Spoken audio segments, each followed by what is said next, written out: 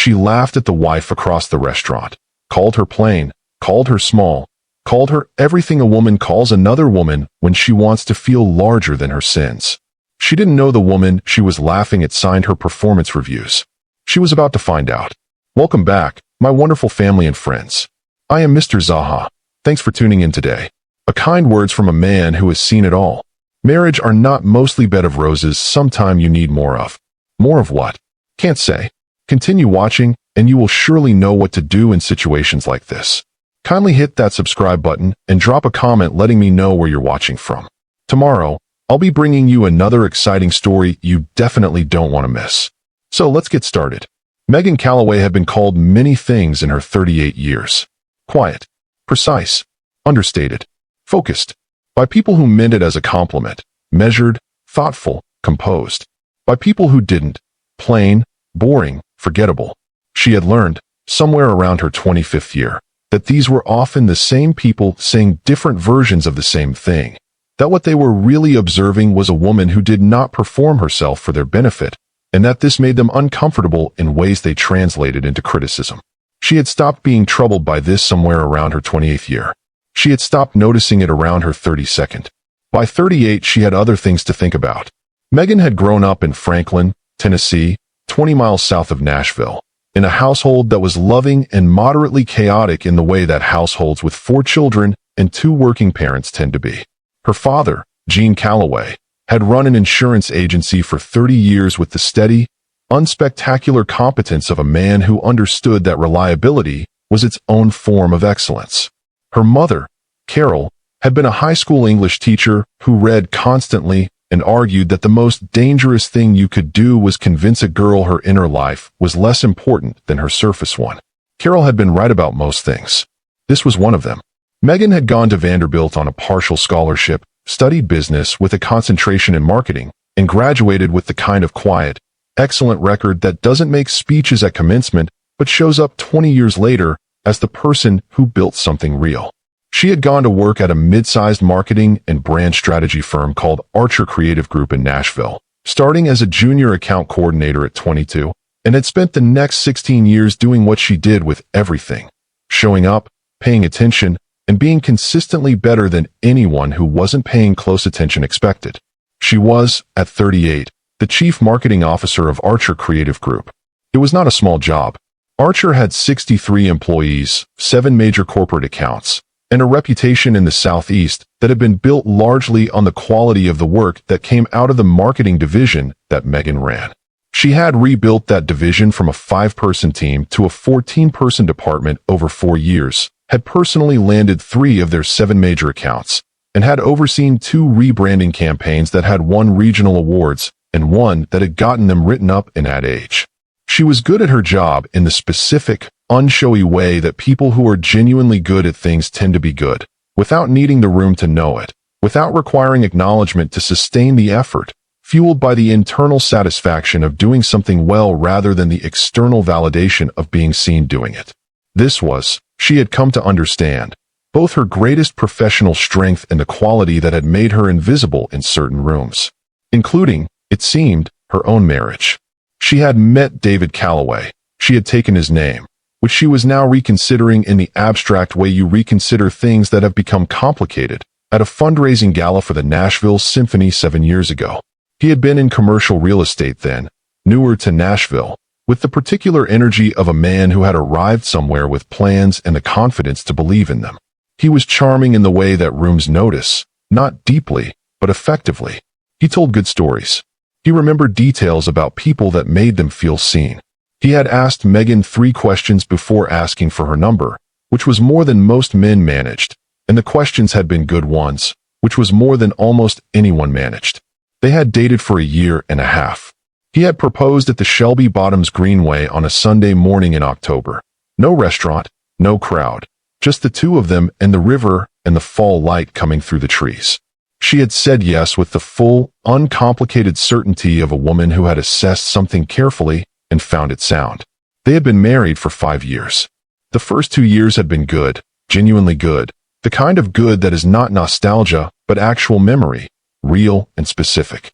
They had bought a house in the 12 South neighborhood, a craftsman bungalow that Megan had renovated with the same sustained attention she brought to everything, room by room, decision by decision.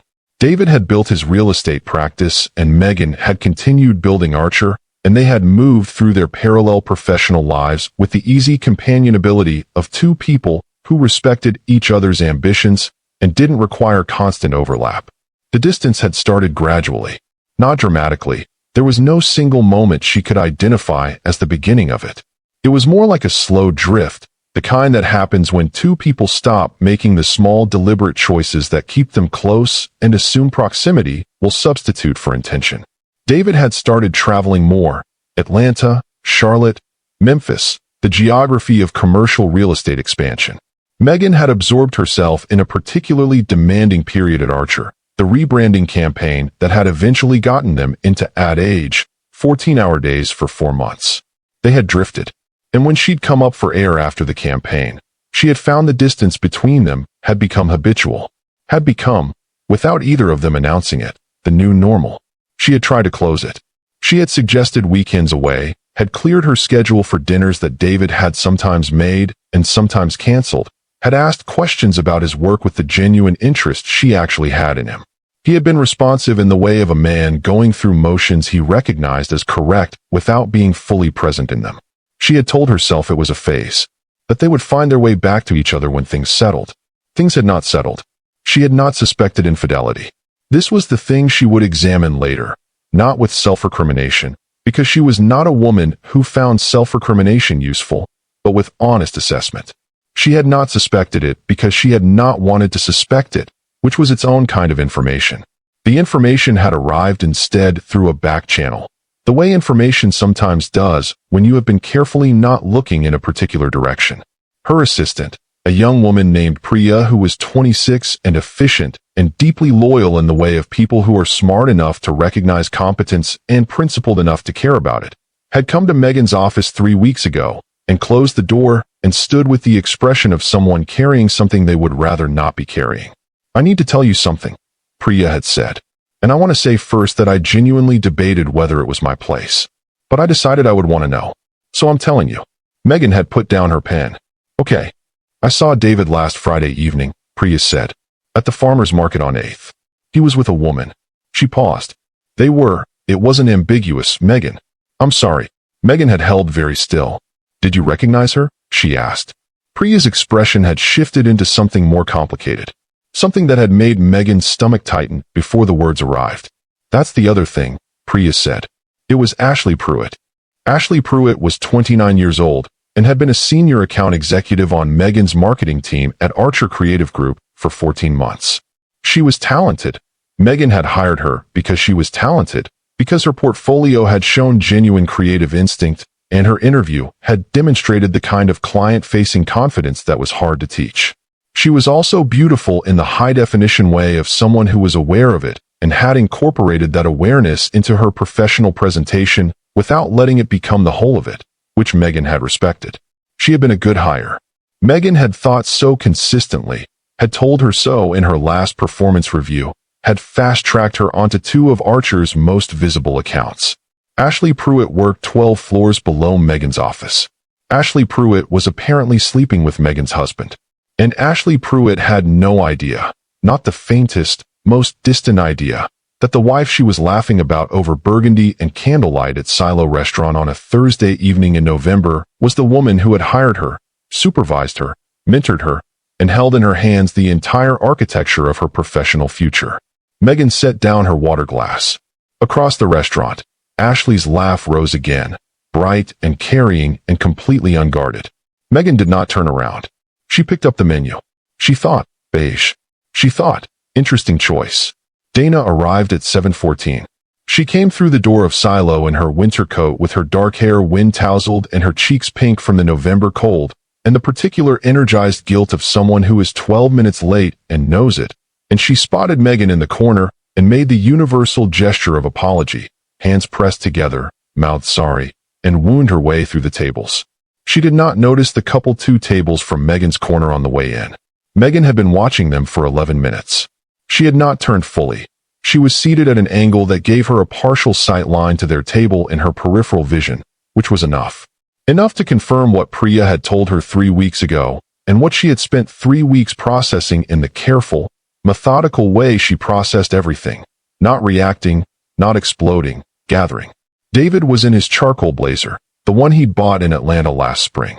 He was leaning forward across the table in the way she remembered him leaning, once, when he was paying attention to her. His wine glass was half empty. His face was animated, relaxed and animated, the face of a man who was entirely comfortable. Ashley Pruitt was wearing a green dress that was exactly right for her coloring. Her dark blonde hair was down. She was laughing at something David had said, and even from across the restaurant, even in profile, even with the noise of a full Friday evening service between them, she was luminously, carelessly beautiful in the way of someone who has never had a reason to be careful. Megan had looked at all of it with the same clear, assessing gaze she brought to a campaign brief or a quarterly report. She had looked and understood and filed it, and then she had picked up her menu and waited for Dana. Dana Kim had been Megan's best friend since their sophomore year at Vanderbilt, which meant she had 20 years of data on Megan Calloway and could read her the way a musician reads a score, not just the notes but the tempo, the dynamics, the things happening beneath the surface of the written page. She sat down. She looked at Megan's face. She reached across the table and picked up the wine list without saying anything and studied it for approximately 4 seconds before setting it down. "What's happening?" Dana said. "Not a question." "David is here," Megan said quietly. "2 tables to your left." "Don't look." Dana did not look. She was that kind of friend. With her. With her. Dana picked the wine list back up. Her jaw was tight in the way it got when she was managing something strong and had decided this was not the moment for it. "Okay," she said. "Are we leaving?" "We are not leaving," Megan said. "I was here first." Dana looked at her over the wine list with the expression she reserved for moments when Megan reminded her exactly why she had been her best friend for 20 years. "Okay," she said again. "Then I'm going to need something red, and I'm going to need it immediately." They ordered. They talked. Quietly. The way you talk when you are aware of being in the same room as something volatile and have decided not to be the one to detonate it. Dana asked careful questions. Megan gave measured answers. It was a particular kind of conversation, the kind that is doing 2 things at once, being a real conversation between 2 real friends, and also being a container for something that needed to be held carefully until it could be handled properly. It was 20 minutes into dinner when Ashley's voice rose enough to carry. She had been talking. Megan had caught fragments, not enough for content, just tone, the tone of someone performing for an audience of one and enjoying the performance. But now, in one of those unpredictable drops in ambient restaurant noise that happen when music pauses and other conversations briefly coincide, Ashley's voice landed at Megan's table with full clarity. "She sounds so, I don't know, beige." "Is that mean?" "She just sounds so incredibly beige." And David's laugh. Low. Complicit. Not loud enough to make out words, but loud enough to be unmistakably joining in. Dana's hand stopped moving on her wine glass. Megan's did not move at all. "She's talking about you," Dana said. Very quietly. Almost without breath. "I know," Megan said. David is laughing. "I know." Dana set her wine glass down with a precision that suggested she was exercising considerable restraint about how hard she set it down. "Megan." "I know," Megan said for the 3rd time. And then, quietly, with the specific steadiness of a woman who has already decided something. "Dana, look at me." Dana looked at her. "I need you to trust me," Megan said. "I have thought about this for 3 weeks, and I know exactly what I'm doing. But I need you to follow my lead tonight and not intervene. Can you do that?" Dana looked at her for a long moment, reading the score, finding the tempo, understanding the dynamics. "Yes," she said. "But I reserve the right to be furious on your behalf indefinitely." "That's fair," Megan said. She waited until dessert. Not because she was indecisive. She had made her decisions 3 weeks ago, had made them carefully and completely, had run them past Sandra Lee, her attorney, the way she ran important decisions past people whose judgment she trusted. She waited because she was precise, and precision required timing. And the timing she had chosen was when Ashley Pruitt was mid-laugh and fully comfortable and operating under the complete assumption that the universe was arranged in her favor. She stood up from the table. She said to Dana, "Order me the chocolate tart. I'll be back in a moment." She straightened her blazer. The slate blue one she bought in New York last February. The one that had always made her feel most like the version of herself that didn't apologize for anything. She picked up her clutch. She walked across the restaurant toward the restrooms, which required her to pass within 6 feet of David and Ashley's table. She watched the moment David saw her. It happened in his peripheral vision first. She saw his body register something before his eyes confirmed it, saw the micro-flinch of a man whose nervous system has processed danger before his conscious mind has caught up. Then his eyes moved, found her, and in his face she saw the sequence she had imagined seeing for 3 weeks. Shock, horror, the particular gray pallor of a man watching 2 separate worlds collide in real time. She gave him nothing. Not anger, not pain, not the satisfaction of her distress. She met his eyes for one brief, clear moment, long enough to confirm that she saw him, that she had seen him the whole time, and then she moved her gaze smoothly, unhurriedly, to Ashley. Ashley had not looked up yet.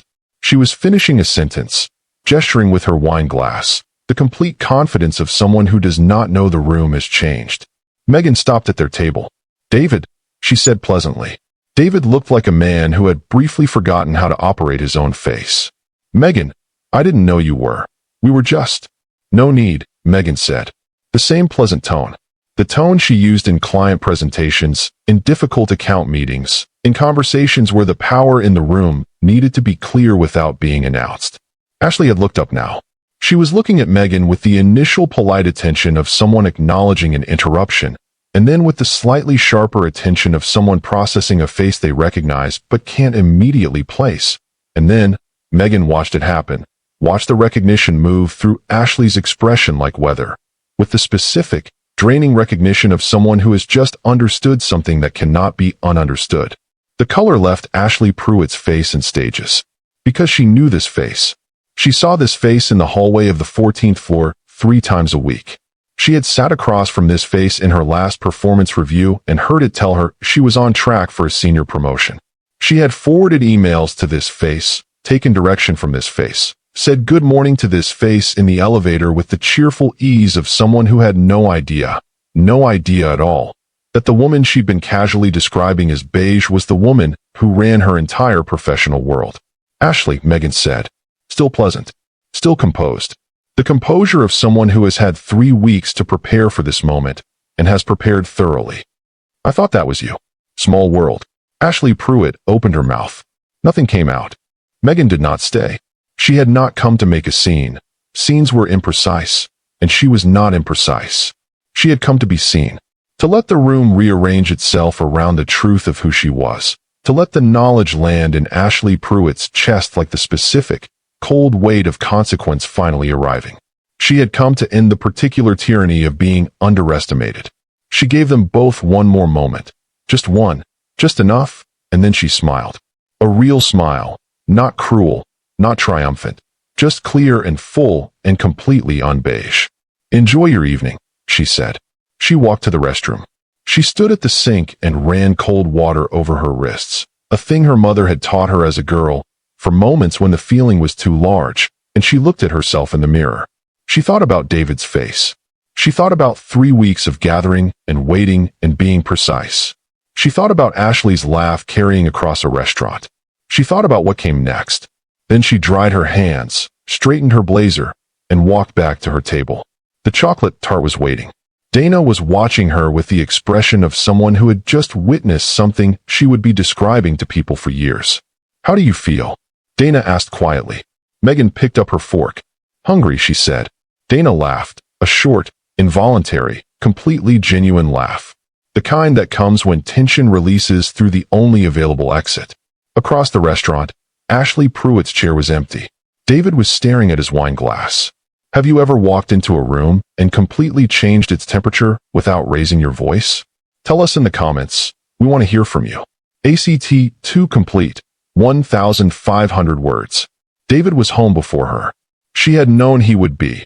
Had known from the moment she'd walked back to her table at Silo and seen his chair angled slightly away from Ashley's empty one. The body language of a man who has already begun the mental sprint toward damage control. He would have paid the check quickly, would have driven home with the specific, adrenaline-fueled urgency of someone who needs to get somewhere before the story does. She and Dana had finished their dinner.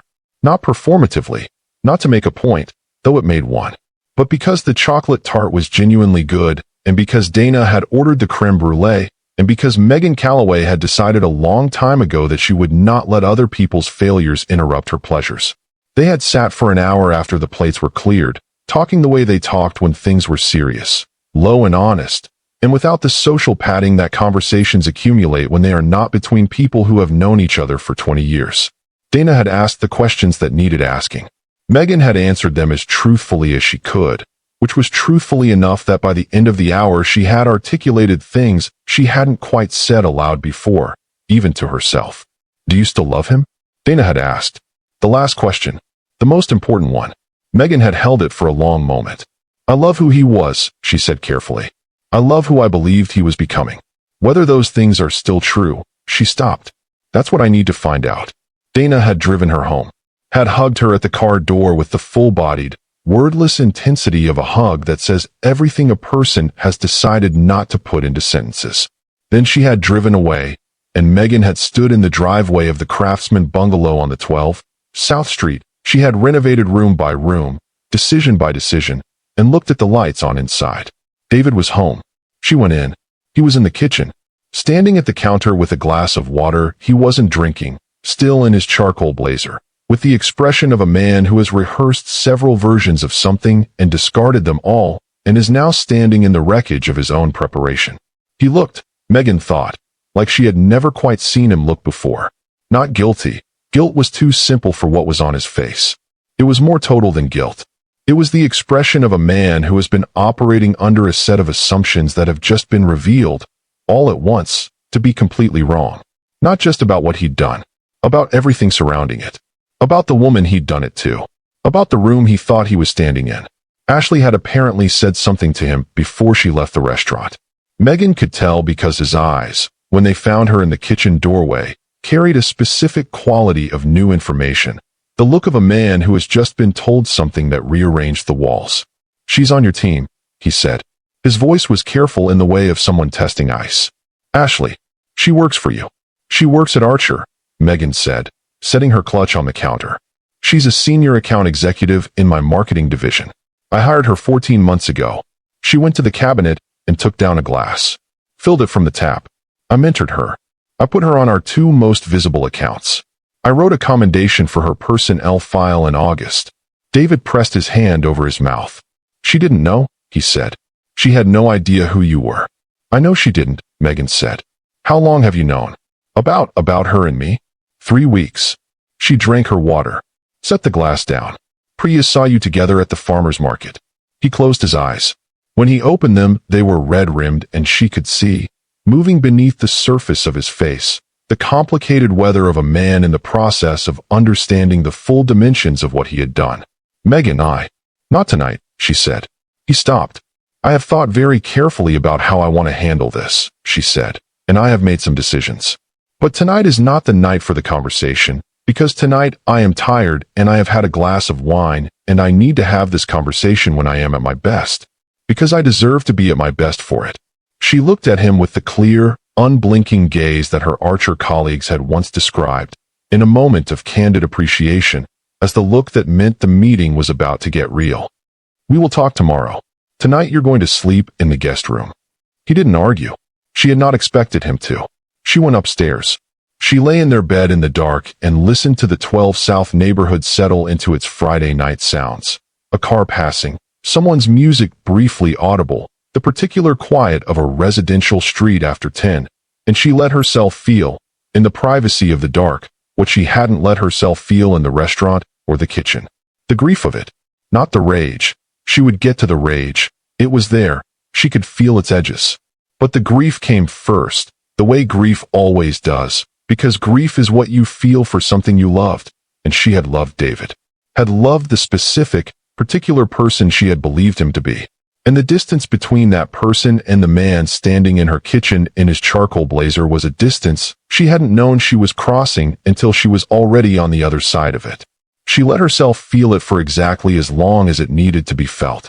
Then she turned over and went to sleep.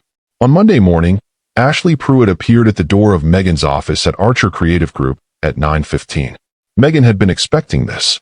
She had spent the weekend preparing for it the same way she prepared for difficult client meetings, by knowing more than she needed to, by anticipating every variable, by deciding in advance what outcome she was working toward and mapping the distance between here and there. She was at her desk when Priya knocked and opened the door and said, with the careful neutrality of someone delivering sensitive information, "Ashley Pruitt is here. She'd like a few minutes if you're available." "Send her in," Megan said. "And hold my 9:30 for 15 minutes, please." Ashley came in. She was dressed with the same professional polish she always brought. Good blazer, hair neat, the curated competence of someone who understood that appearance was part of the message. But beneath the polish, she was visibly, unmistakably undone. Not crying. She was holding that back with visible effort, but the kind of pale, sleepless undone that 2 days of consequence will produce in a person who hadn't seen them coming. She closed the door behind her. She stood in front of Megan's desk and looked at her with an expression that had moved past shame into something more raw and more honest. The expression of a woman who has spent 2 days sitting with something terrible and has come to the only place she can come to say it. "I didn't know," Ashley said. Her voice was stripped of everything decorative, just the bare material of it. "About you and David. I didn't know you were married when we met, and when I found out he was married, I didn't know. I had no idea who his wife was. I want you to know that.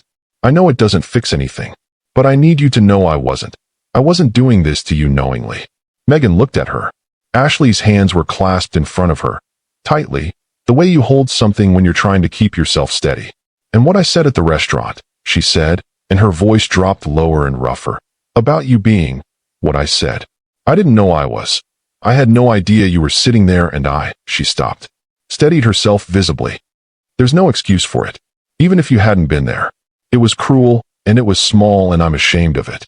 Megan was quiet for a moment. She looked at Ashley Pruitt, at the genuine distress, at the held-back tears, at the particular quality of a person delivering an apology they have not calculated but simply arrived at because it was the only honest thing left to do. She thought about what she had told Dana in the restaurant. "I know exactly what I'm doing." This was part of what she had known she was doing. "Sit down, Ashley," she said. Ashley sat. "I'm going to tell you something," Megan said, "and I need you to hear it as your employer and as the woman whose husband you've been seeing, because both of those things are true at the same time, and I'm not interested in pretending otherwise." She folded her hands on her desk. "I believe you didn't know who I was. Priya's account of what she saw at the farmer's market is consistent with that. You weren't hiding, you weren't being careful, which tells me you didn't know there was anything to hide from." Ashley nodded. Her jaw was tight. "What happened between you and David is something I'm dealing with separately," Megan said. "That conversation is between me and my husband. You're not the primary architect of this situation, he is. He's the one who made vows. He's the one who lied to both of us." Something moved through Ashley's face at that, both of us, a recognition, a slight loosening of the held-together quality. "However," Megan continued, and her voice remained even and clear, "I think you understand that your position here at Archer is something we need to discuss. Not as punishment. I want to be very clear that I am not the kind of leader who uses professional authority as personal retaliation, but because the situation as it stands is untenable for both of us, and I think you know that." Ashley looked at her hands. "Yes," she said quietly. "I'd like you to take some time," Megan said. "Paid leave, 2 weeks, effective today. During that time I'm going to talk to HR, and we're going to look at whether there's a structural solution, a transfer to another division, a different reporting line, that allows you to continue your career at Archer if that's what you want, without either of us being in an impossible position." Ashley looked up. Whatever she had been expecting, and Megan could see she had been expecting something harder, something less careful, it had not been this. "Why are you," she started. Stopped. Tried again. "Why are you being this fair?" Megan looked at her for a long moment. "Because fair is who I am," she said simply. "Not because you've earned it in the last 2 weeks. Because it's who I am regardless." She paused. "And because I watched you come in here this morning and say something true and uncomfortable when you didn't have to, when you could have just waited to see what I would do. That tells me something about who you are too, underneath the rest of it." Ashley pressed her lips together hard. Her eyes were bright. "Go home," Megan said, not unkindly. "Rest. We'll talk in 2 weeks." Ashley stood. At the door, she stopped with her hand on the frame and turned back and said, in a voice that was very small and very genuine, "For what it's worth, he talked about you like you were a footnote. Like you were just background." She paused. "You're not background. Anyone who spent 5 minutes actually looking at you would know that." She left. Megan sat at her desk in the Monday morning light. She thought, anyone who spent 5 minutes actually looking. She thought about David in the kitchen, about the charcoal blazer and the glass of water he hadn't drunk. She thought, tomorrow, when someone finally tells you the truth, even when it's hard, even when it costs them, does it change how you see them? Tell us in the comments. The conversation happened on Saturday morning, not Friday. Megan had come home Friday evening to find David in the kitchen again, this time with dinner made, the table set, the kind of careful domestic gesture that men make when they are trying to say something they don't yet have language for. She had looked at the table and looked at him and said, quietly, "Tomorrow." We said tomorrow. And he had nodded, and they had eaten dinner in a silence that was not comfortable, but was at least honest. The silence of two people who have agreed to wait for the right conditions rather than detonate prematurely. Saturday morning, she woke at 7, made coffee, and sat at the kitchen table with her hands around her mug, and watched the November light move across the backyard of the Craftsman bungalow, the yard she had landscaped herself 2 summers ago, the garden bed she had planned on graph paper with the same precision she brought to brand strategy, the oak tree at the back of the property that had been small when they bought the house, and was now, for years later, tall enough to give real shade. She had grown things here. Real things. She wanted to remember that. David came downstairs at 7:30. He had not slept well. She could see it in the specific way exhaustion settles into a face that has been awake with its own thoughts for too many hours. He poured himself coffee and sat across from her without being asked. They looked at each other. "Okay," Megan said. "Let's talk." She had decided, in the careful, deliberate way she decided important things, that she would ask first and speak second. That she would give him the space to say what was true before she said what she knew. Because the order mattered. Because she needed to understand whether the man across the table from her was capable of honesty without being cornered into it. And that was a thing you could only assess by giving someone the choice. "I need you to tell me everything," she said. "Not the version that manages my reaction. Not the version that protects you. Everything, honestly, from the beginning. And I need you to tell me why." David wrapped both hands around his mug. He looked at it for a long moment. The look of a man organizing something he has been carrying in disorder for too long. "It started in March," he said. "The Henderson account. We were both pitching the same commercial property developer. We kept ending up at the same meetings, the same networking events. He stopped. She was attentive. And I was, another stop. Longer. I was lonely, Megan. That's not an excuse. But it's true. I felt like I had lost you somewhere in the last 2 years, and I didn't know how to say that. And she was there, and she was interested, and I made a choice that he pressed his hand flat on the table. There is no version of this where I was anything other than wrong. I know that." Megan was quiet. "You felt like you'd lost me," she said carefully. "Not that you'd changed," he said quickly. "You hadn't changed. You were always doing everything right. You were always present, always trying, always." He stopped again. "I think I was jealous," he said, and the words seemed to surprise him as he said it, the way true words sometimes surprise the person saying them. "Of Archer. Of how alive you were there. How certain. And I felt like I was still finding my footing and you had already found yours, and instead of telling you that, instead of saying I feel like I'm falling behind and I need you to know that, he looked at the table. "I found someone who made me feel ahead of something. And I told myself a story where that was your fault." The kitchen was very quiet. Outside, the oak tree stood in the November light. "I need to ask you something," Megan said. "And I need the honest answer, not the answer that sounds best." "Okay. Did you love her?" David looked at her across the table with the exhausted, clear-eyed look of a man who has spent a sleepless night arriving at his own truth. "No," he said. I was attracted to how she made me feel. That's different from loving someone. I know the difference because I know what it feels like to love you." He paused. "And I know because when I saw your face in that restaurant, when I watched you walk past our table and I saw what I had done, what was actually happening, all I felt was," his voice broke slightly. "All I felt was you. Just you. And the distance between where I was sitting and where you were going, and how much of that distance I had created. Megan felt the back of her throat tighten. She had prepared for many versions of this conversation, and she had prepared well. But preparation does not make you impervious to truth. It just means you can stay at the table while it lands. She stayed at the table. "I need to tell you something now," she said. David looked at her. "I have not been without fault in the shape of this marriage," she said. "I want to be honest about that. I know I disappeared into Archer during the rebrand campaign. I know I came up for air and assumed proximity had maintained what I hadn't been tending. I know that when you tried to reach me during that period she pressed her lips together. I was present in the house and absent in the marriage. And I saw the distance growing and I told myself it was a phase, and I kept telling myself that because it was easier than having the conversation about what was actually happening." David was watching her carefully. "I'm not saying that made this inevitable," she said. "It didn't. You made a choice. A series of choices. Those belong to you." She met his eyes. "But I'm not going to sit here and let this be a conversation that's only about what you did wrong. That's not honest, and I care about being honest more than I care about being comfortable."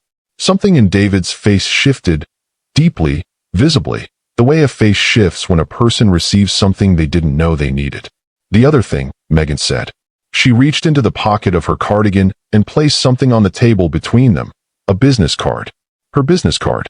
"Archer Creative Group, Chief Marketing Officer." David looked at it.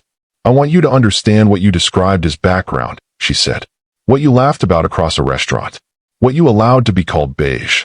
Her voice remained even and clear, but it carried everything now.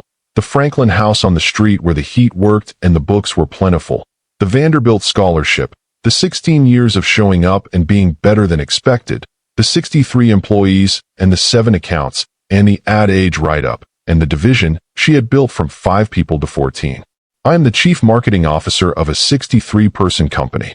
I have built something real and significant, and I have done it with the same quiet attention I have brought to this marriage and this house and this relationship. I am not background. I have never been background." She said it the way she said everything important. Not raised, not performed, just completely true. "I know," David said. And the way he said it, not as apology, not as management, but as genuine, full reckoning, told her he was finally, actually, saying something he understood. "I know, Megan. I have been so blind. Not to what you do. I always knew what you did. Blind to what it means. To who you are. To the fact that the quality that made me fall in love with you. The way you do everything with that complete, quiet attention. That's not a small thing. It's the biggest thing. I stopped looking at it." "You stopped looking at me," she said. "Yes," he said. "I stopped looking at you." The sentence cost him. She could see what it cost him, and she did not look away from the cost, because the cost was part of the truth, and the truth was what she had asked for. She picked up her coffee mug. Held it. "I need things to be different," she said. "Not adjusted. Different. I need us to see a counselor. I need weekly. Not when it's convenient. Weekly. I need the phone on the table face up. I need to know where you are. Not because I want to surveil you, because trust has to be rebuilt from the ground up, and there are no shortcuts in that process." She paused. "And I need you to see me. Not the version of me that's comfortable to be married to. All of me. The CMO and the woman from Franklin, and the person who spent 4 years renovating this house, because she believed it was worth making beautiful." She looked at him directly. "Can you do that?" David looked at her across the table, across the coffee mugs and the business card, and the November light, and the full, unmanaged truth of the last 24 hours. And what crossed his face in that moment was not the performed contrition of a man trying to save a situation. It was recognition. The slow, irreversible, fully arrived recognition of a man who has been looking at something without seeing it, and has finally, at real cost, learned to see. "I want to spend the rest of my life doing that," he said. "If you'll let me try." Megan looked at him for a long moment. The oak tree moved in the backyard wind. The November light held everything in its clean, honest clarity. "Then we start today," she said. And David, she met his eyes with the full, unblinking clarity of a woman who knows exactly who she is. "Don't make me remind you again." "I won't," he said. "I promise you. I won't." She believed him. Not blindly. Not with the uncomplicated belief of a woman who hasn't been paying attention. She had always been paying attention. It was her essential quality, her most fundamental characteristic. She believed him the way she believed a brief that had been revised until it was genuinely sound. With open eyes. With full knowledge of the work required to make it real. With the specific, grounded faith of a woman who had assessed the structure and found, beneath the damage, something worth rebuilding. She reached across the table. She put her hand over his. He turned his hand over and held it. The same way, she thought, that you hold something you almost lost. Carefully. With the full, present attention of someone who finally understands what careless costs. Outside, Nashville was waking into its Saturday morning. The neighborhood sounds of the 12, South Street, she had made into a home rising through the November air, ordinary and specific, and completely theirs. They stayed at the table for a long time. Neither of them moved to be anywhere else. When someone chooses to see you, really see you, at full cost to themselves, does it change what's possible? Drop a comment and tell us what this moment brought up for you. December came to Nashville the way it always did. Gently, without the dramatic cold of northern winters, but with its own quiet insistence. The temperatures dropped enough to matter. The trees along the 12 South Streets shed their last leaves, and the neighborhood took on the particular, unhurried beauty of a place settling into itself for the season. Porch lights on earlier, wood smoke occasional in the air, the sense of things drawing inward toward what was essential. Megan noticed it from the backyard on a Sunday morning in the first week of December, standing with her coffee in the early light, looking at the oak tree that had grown taller than she'd expected when they planted it, its bare branches making their clean, honest lines against the pale Tennessee sky. She had always loved trees in winter. The structure of them. The way stripping away the decorative revealed the essential. The way you could see, finally, what was actually holding everything up. She was learning to love that quality in other things too. They had started seeing Dr. Caroline Webb on the second Wednesday of November. Dana had recommended her, not casually but specifically, with the precision of a friend who had done her research and understood what was needed. Dr. Webb practiced out of a quiet office in the Gulch neighborhood of Nashville, a warm space with good light and bookshelves that lined 2 full walls and a quality of held stillness that made it easier, somehow, to say difficult things. She was a woman in her early 50s with close-cropped natural hair and reading glasses she took on and off with the unhurried rhythm of someone entirely comfortable in their own pace. And she had the specific gift of asking questions that opened rooms you hadn't known were closed. The first session had been hard in the way that necessary things are hard. Not cruel, but demanding, requiring both of them to be present in ways that were unfamiliar and uncomfortable, and ultimately, Megan thought, the beginning of something real. David had talked about his father in the second session. Richard Mercer of Winnetka, a successful commercial developer, a man who had measured his sons in results and found emotional fluency irrelevant, who had been present in the house and absent in the family in a way that David had absorbed so deeply it had become his baseline for what closeness looked like. Dr. Webb had asked him a question so precisely placed that it had moved through his defenses before he'd seen it coming, and David had said something that Megan had not expected and would not forget. "I think I learned that love meant showing up for the performance," he said. "Not for the person. You show up when it looks right, and you disappear when it gets hard, and you call that love because nobody ever showed you the difference." Dr. Webb had let the sentence breathe. Megan had reached across the space between their chairs and put her hand over his. Not because everything was healed. She was clear-eyed enough to know healing didn't work that way. Didn't arrive all at once like weather but accumulated slowly like light, degree by degree, until one day you noticed the room was brighter than it had been. But because she recognized in what he'd said the specific sound of a true thing being said out loud for the first time, and that was worth acknowledging. That was worth a hand. He had held it. They were working. That was the word for it. Working, with the unglamorous sustained effort of 2 people who had decided that what they had built was worth the difficulty of rebuilding, who had looked at the damage and the foundation beneath it, and chosen the foundation. It was not easy. It was not romantic in the way that beginnings are romantic. It was better than that. It was chosen, daily, with full knowledge of the cost. The Ashley Pruitt situation resolved itself in the second week of December. Megan had spoken with HR. A careful, thorough conversation with Archer's HR director, Beth Kowalski, who was experienced and discreet, and who had navigated difficult personnel situations before with the specific competence of someone who understood that people were complicated, and that policies existed to serve outcomes, not the other way around.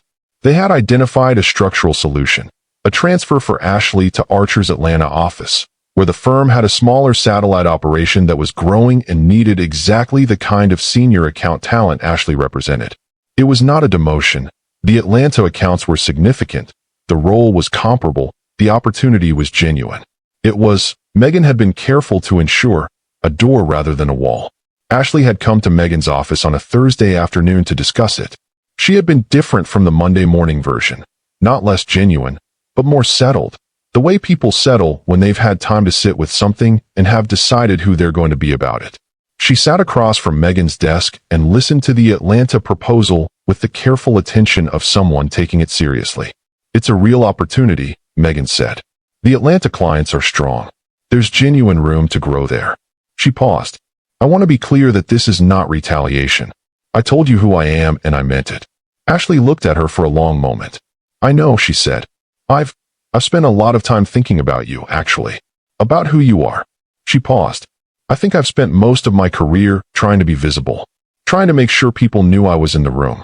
And you're the most genuinely powerful person I've ever met, and you've never needed anyone to know you were in the room." She looked at her hands. "I want to be that someday. I don't know how yet." Megan looked at her. "You start by being honest when it costs you," she said. "You did that in this office 3 weeks ago. That's not nothing." She paused. "The rest is practice." Ashley nodded. She looked up with the clear, direct gaze of someone who has decided to stop looking away from things. "I'll take the Atlanta position," she said. "And Megan," she stopped. "Tried again. Thank you for being who you were even when you had every reason not to be." Megan nodded. After Ashley left, Megan sat at her desk in the afternoon light and thought about what Ashley had said. "The most genuinely powerful person I've ever met." She thought about Carol Calloway in the Franklin house, reading constantly, arguing that a girl's inner life was the most important thing. She thought about Gene Calloway running his insurance agency with steady, unspectacular competence and calling it excellence. She thought about 16 years at Archer, 5 years of marriage, a craftsman bungalow renovated room by room, a backyard oak tree taller than expected. She thought, power isn't volume, it's depth. She went back to work. Christmas that year was the most honest one they'd had. They drove to Franklin on Christmas Eve, to the house where Gene Calloway opened the door in his Christmas sweater and pulled his daughter into the specific, wordless hug of a father who loves without condition and holds without commentary. Carol was in the kitchen with the radio on low and something that smelled like her mother's particular version of Christmas, cinnamon and roasting, and the specific warmth of a house that had always been more interested in being a home than appearing like one. David had been quiet on the drive down. Not the closed-off quiet of a man retreating, but the open quiet of a man paying attention, watching the Tennessee countryside move past the window with the present, unhurried attention of someone who had decided to be where he was. He helped Gene set the table. He sat in the living room after dinner and asked Carol about the books she'd been reading. Genuinely asked, leaning forward, brow creased, and Carol, who was nobody's fool and had formed her own quiet accounting of recent events, had looked at him with the assessing clarity of a woman who had taught middle school mathematics for 31 years and understood that real change had a specific quality that could not be faked. She had looked at Megan across the living room later and given a small, private nod. Megan had understood. Her mother had always been economical with her verdicts. This one counted. On New Year's Eve they stayed in. Megan had suggested it and David had agreed immediately, and she had noted the immediacy. Not the compliance of a man managing her, but the genuine preference of a man who had reoriented toward what mattered and found that what mattered was usually quieter than what he'd been chasing. They made dinner together in the Craftsman kitchen. Pasta, a recipe Megan had gotten from Dana years ago that was not complicated but required attention, the kind of cooking that is its own form of presence. They opened a good bottle of wine. They ate at the kitchen table with the lights low and the Nashville night outside the windows and the particular ease of two people who were not performing for each other. After dinner, David reached across the table and picked up her hand. "I want to tell you something," he said. She waited. "I have been thinking about the word beige," he said. And something moved through his expression, not humor exactly, but the cousin of it, the specific quality of a man who has found a way to hold a painful thing without being destroyed by it. about what it means that that word was used, about what a person has to fail to see to look at you and arrive at that word. Megan was quiet. "You are the least beige person I have ever known," he said. "You are, Megan. You are the most vivid thing in every room you've ever been in. You just don't perform it. You don't need the room to know it. And I mistook that, you're not needing the room to know it, for smallness. And that is the most significant failure of perception I have ever committed." He paused. "I'm going to spend a long time making sure you know I understand that. Not because I'm trying to fix something. Because it's true and you deserve to hear it until it stops feeling like news." Megan looked at him across the table in the low kitchen light. She thought about the restaurant. About beige carrying across 2 tables. About sitting very still and picking up her water glass and deciding who she was going to be. She thought about what she had been her whole life. The Franklin girl, the Vanderbilt scholar, the 16-year archer builder, the craftsman bungalow renovator, the backyard gardener, the woman who did everything with quiet, complete attention and never needed a room to know it. She thought, "I always knew." The knowing had never been the problem. The problem had been loving a man who hadn't known yet and waiting, with the particular faith of a woman who believed in foundations, for him to arrive at the knowledge on his own terms. He had arrived, imperfectly, at real cost, through real damage and real reckoning. But arrived. "I know," she said, "and I know you mean it." She squeezed his hand. "Now stop making speeches and come dance with me." He blinked. "There's no music." "David," she said, standing and pulling him to his feet with the warm, easy authority of a woman entirely comfortable in her own home. "I'm a woman who built a 63-person company in 16 years without needing anyone to notice. I think I can manage dancing without music." He laughed. A real laugh, full and unguarded. The laugh she had fallen in love with at a Nashville Symphony Gala 7 years ago. The laugh she had been missing for longer than she'd let herself admit. She put her hand on his shoulder. He put his arm around her waist. They danced in the kitchen of the Craftsman Bungalow on the 12th South Street in Nashville, Tennessee, in the last hour of a year that had broken things open and asked hard questions and demanded honest answers. With no music and the New Year's Eve city outside their windows, and the oak tree standing bare and patient in the backyard, its roots deep and its structure sound, and the whole invisible work of spring already beginning beneath the surface.